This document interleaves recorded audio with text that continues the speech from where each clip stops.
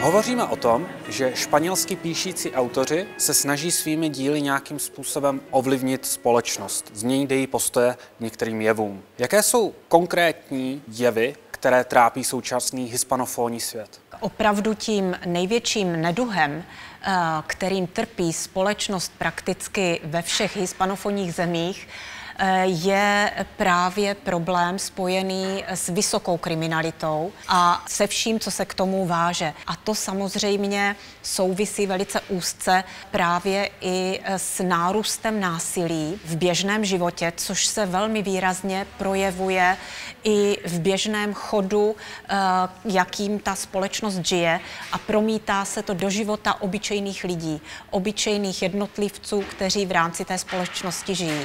Sama jsem se několikrát setkala s různými výstrahami či doporučeními, ať už to bylo od místních, nebo se může jednat například o nápisy v hotelu, kdy vám buď zcela zakazují chodit do některých částí, nebo jsou místa, kam se nesmí chodit například po setmění, anebo se nedoporučuje vůbec na některých místech vystupovat z auta, je potřeba jet v tom autě ani neotvírat okýnko, aby se zachovala vlastní bezpečnost. Pro nás v České republice je rozměr toho násilí úplně nepředstavitelný. A pokud se s tím lidé setkají, ať už je to ve filmu, v literatuře, nebo pokud například získají i nějakou osobní zkušenost, tak většinou bývají dost šokovaní. A ono se to vůbec nezdá, protože nejde o to, že by bylo, že atmosféra třeba na ulicích by byla agresivní nebo něco takového. To se nedá srovnat s brněnskou Šalinou třeba.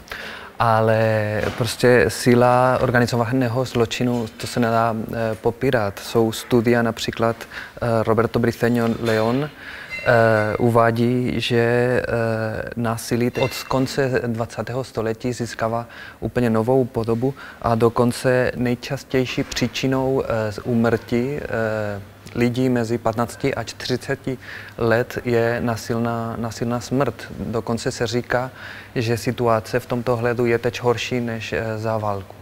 Velmi výraznou úlohu tam hraje situace na konci 20. století. V 90. letech, konkrétně v Mexiku, se začal objevovat fenomén, který později byl označován jako feminicidia. Touto problematikou se zabývá celá řada autorů, jako například Sergio Rodríguez ve své publikaci, která nese název volně přeloženo do češtiny Kosti v poušti, španělsky Huesos en el desierto, což je práce, ve které popisuje tuto situaci, tento fenomén vražd žen, ke kterým docházelo zejména na severu Mexika v okolí města, které se jmenuje Ciudad Juárez.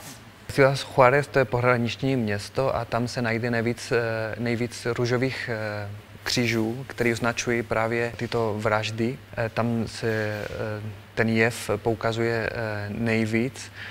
Dokonce ta feminicidia stoupala tak rychle od konce 20. století, že existuje i ve slovníku ve španělštině a tam zrovna můžeme najít, že se jedná o genderově motivovanou vraždu ženy. Feminicidia, zabití ženy, znamená to, že v případě těchto vražd je opravdu jediným motivem pohlaví té oběti?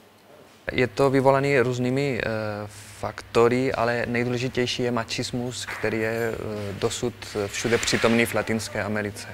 Slovo macho používáme i v České republice.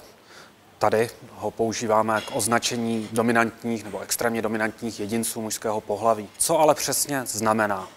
Machismus vychází z představy o nadřazenosti muže nad ženou a tato představa se potom promítá do chování těch, kteří v tuto skutečnost věří. Když bychom se podívali na práce odborníků, sociologů, kteří se problémem machismu v Latinské Americe zabývají, tak už v 80. letech Carmen Lugo vydala publikace, ve kterých se tímto fenoménem zabývala a ona dokonce se zmínila nebo formulovala takovou myšlenku, že Mexiko je jakousi kolébkou takového typického mača, že je to něco, s čím muži v Mexiku se rodí a vyrůstají. A když se podíváme na tu současnou společnost, tak se zdá, že tento bolavý problém tam stále přetrvává.